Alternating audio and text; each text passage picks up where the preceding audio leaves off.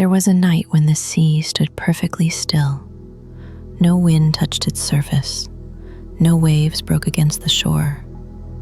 The stars hung low above the water, reflected so clearly it was impossible to tell where the sky ended and the ocean began. On that night, Atlantis was still awake. Atlantis was not a city that feared the sea. It was built beside it, shaped by it, and loved by it. White stone towers rose in gentle curves, catching the last light of dusk. Canals wound through the city like veins of silver. Lanterns glowed along marble walkways, their reflections drifting lazily on the water. The people of Atlantis believed the ocean was alive, not cruel, not kind, but ancient and deserving of respect. That night, they felt a quiet in the air they could not name. Dogs stopped barking. Birds did not cry. The tide did not rise or fall. It simply waited. Some felt it as a pressure behind the eyes, others as a sudden sadness without reason. The priests watched the sea from the high terraces. The elders whispered of old warnings long ignored.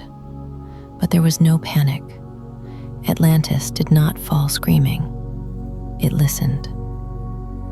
Long before that night, the ocean had given Atlantis everything: trade, protection, endless abundance. But the sea remembers balance. It remembers promises made at the beginning of time, that no city would rise higher than the tide itself. As midnight approached, the water drew back, not violently, but deliberately. The harbor emptied. Ships settled into the mud. Fish flopped briefly in the open air before disappearing into the deep. The sea inhaled. Then, without thunder or storm, the ocean returned. Not as a wave, not as a wall, but as a slow, unstoppable rising. Water crept over the marble steps, into the streets, through open doors and silent halls. The people did not run. They gathered in temples, in homes, along the canals.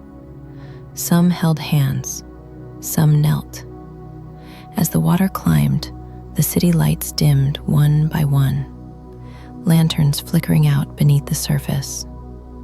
The sea wrapped Atlantis gently, like a shroud of blue glass.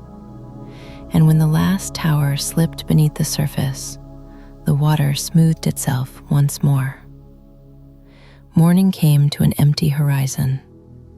Where a city had stood, there was only calm water, quiet, reflective, innocent.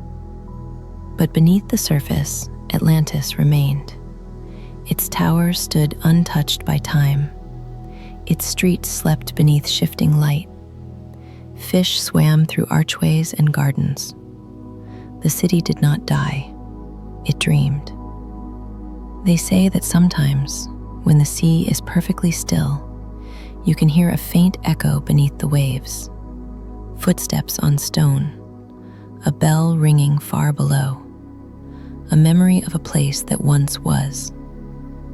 Atlantis rests now, cradled by the ocean that loved it enough to take it back. Sleep gently. Let the water rise and carry your thoughts away.